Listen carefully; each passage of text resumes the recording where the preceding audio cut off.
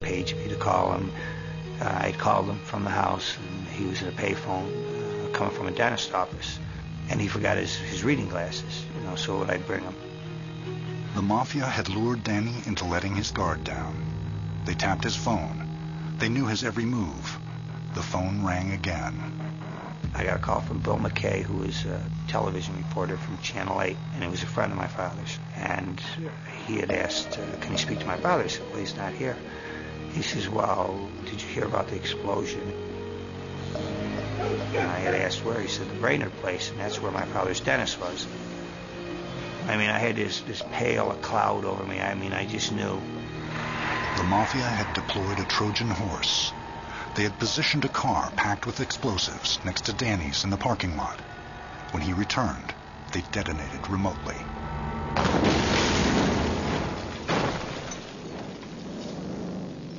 They had the body like on a stretcher, but it wasn't even put together right. Like his hands were upside down, and they had it covered or whatnot. I went over there to look, and it was him.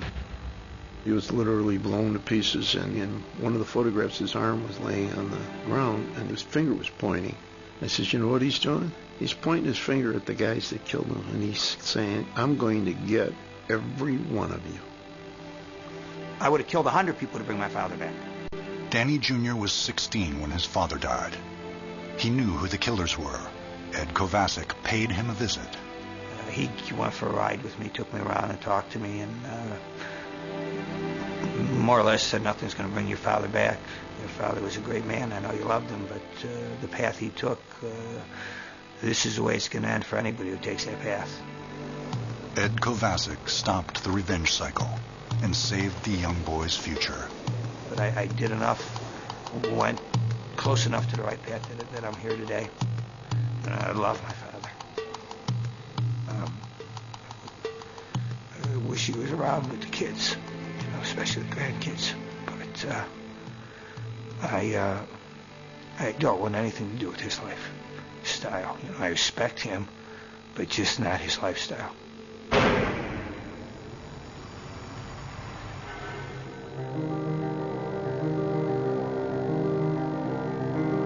It's a conspiracy. It's a plan in advance,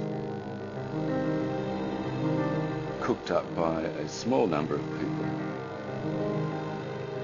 and kept secret from most of the future participants, as well as from the victims.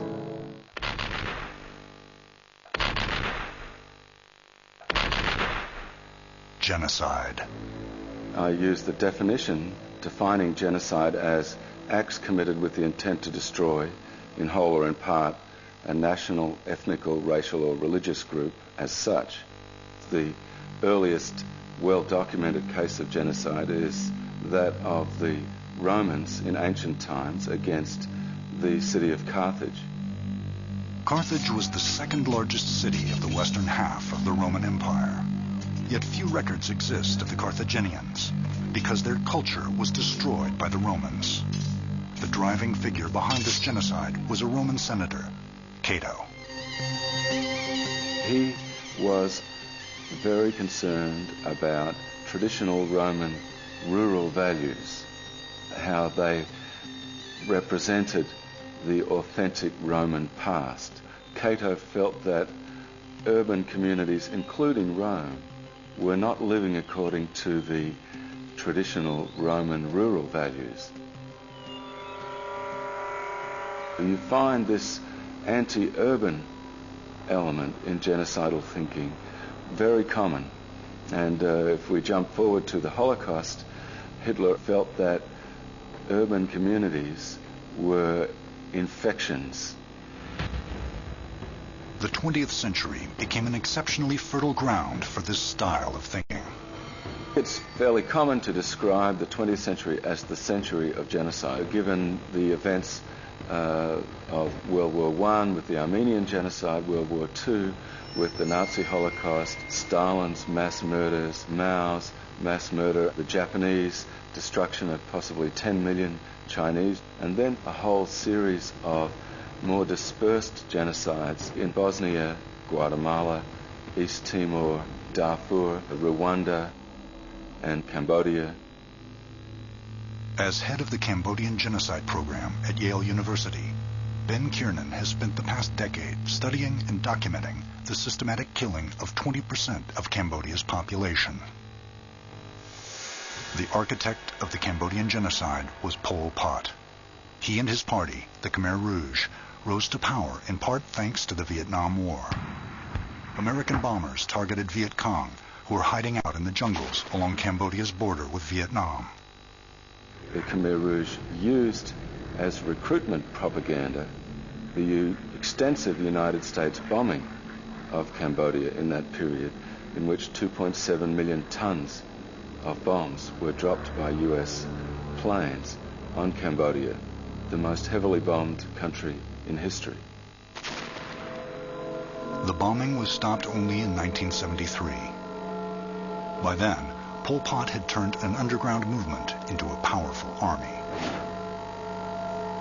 By 1975, the Khmer Rouge crushed the last government resistance and took over the capital of Phnom Penh.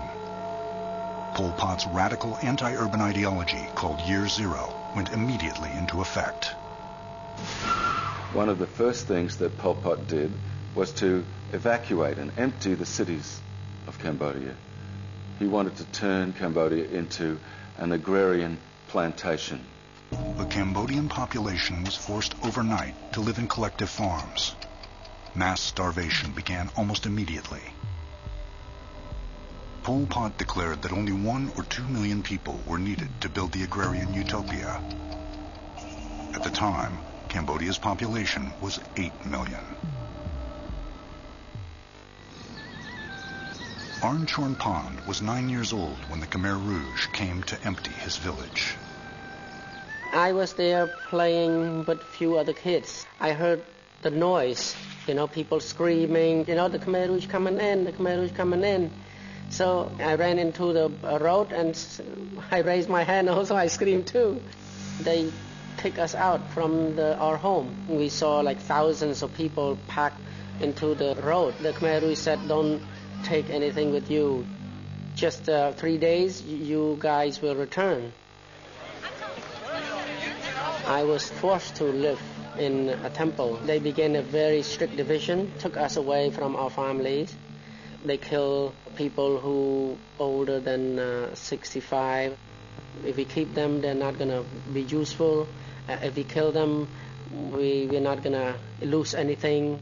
That's what they say. The Khmer Rouge ripped apart almost every Cambodian family. After 1975, Arn Chorn Pond never saw his parents again. He lived, like millions of other orphaned Cambodian children, in a work camp. A year later, 1976, I was still stuck there at that temple. We had to wake up at 5 in the morning, and we worked until 12 at night. Sometimes we didn't get any food for almost a week. Children began to get sick and died already overworked.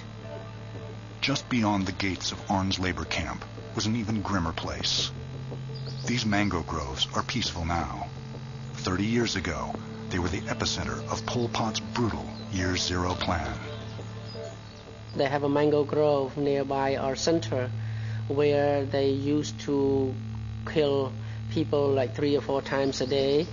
Other times they kill like 50 people and sometimes 100 people. When they kill this large number of people, they put loudspeakers, they put songs so people wouldn't hear the screaming of the people they killed.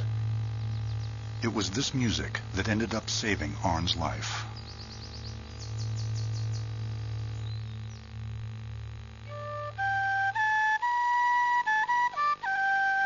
The Khmer Rouge started a group of children who can play music. My teacher, he said, Arn, all of you need to learn fast. If you don't learn, they're going to kill you. Arn was a fast learner. Soon, the Khmer Rouge moved him from the fields to the mango grove, where day after day he played the flute to distract the prisoners before they were killed. At times, he was even forced to participate in the carnage. I helped pushing to the grave when the Khmer Rouge hit them with the axe. They were hit in the head first, just one blow, and then they being pushed into the grave. Mostly they didn't die yet. One blow, they didn't die. They swore at the Khmer Rouge from the grave while we would bury them. And the Khmer Rouge looked at us in the face. If we show any emotion, they would kill us in the spot.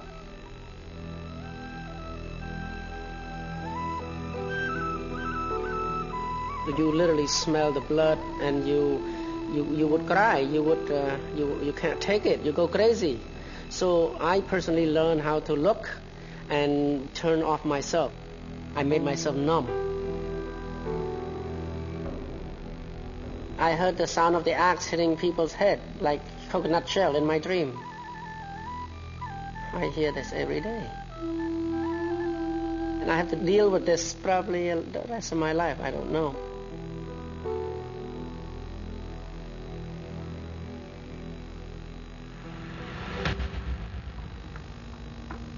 In 1978, when Vietnam invaded Cambodia, Arn managed to escape. An American UN worker found him on the Thai border, adopted him, and brought him to America. But mentally, he never fully left Cambodia's killing fields. I couldn't trust anyone. I was like a madman.